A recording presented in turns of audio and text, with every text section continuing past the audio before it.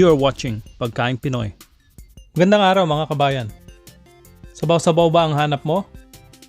Tara, magluto tayo ng nilagang baka. Para po sa ating ingredients, gagamit ako dito ng beef short ribs. Kailangan din po natin ng sibuyas, bawang, pamintang buo, at patis. Gagamit din tayo dito ng repolyo at patatas. Pakuluan lang po natin yung baka ng mga 5 minuto.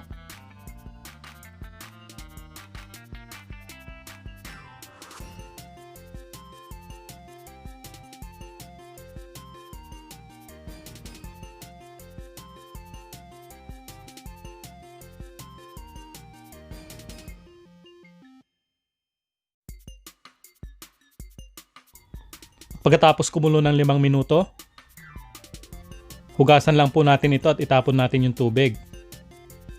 Kailangan kasi nating palitan yung tubig.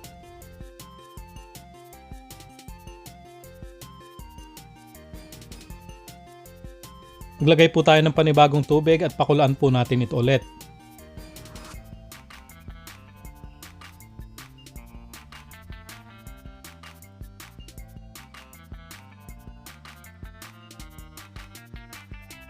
Pagkalagay natin ng karne, lagay na rin po natin yung sibuyas, bawang, at pamintang buo.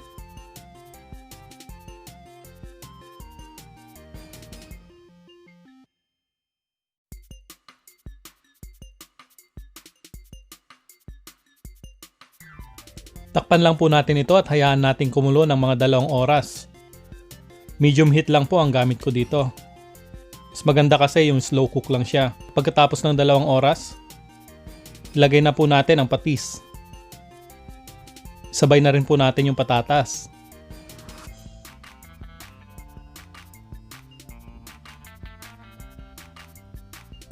Takpan lang po natin ito ng mga 10 minuto hanggang maluto na yung patatas. Pagkatapos ng 10 minuto, ilagay na po natin yung repolyo. Hayaan lang po natin kumulo ng 2 minuto. At patayin na rin po natin yung stove. Yung init ng steam nito ang luluto sa ating gulay.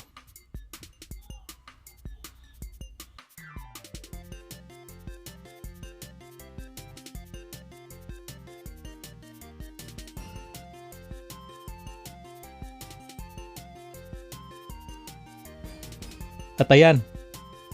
Ready na po ang ating nilagang baka. Naglalagay ako ng patis at sili sa side.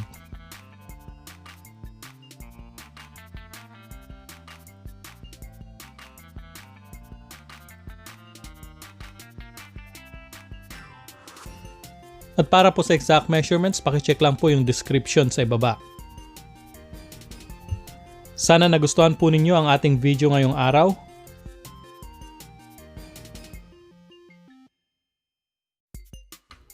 Paki-click lang po yung subscribe button at bell notification para ma-notify po kayo sa susunod nating mga videos. Maraming salamat po sa panonood.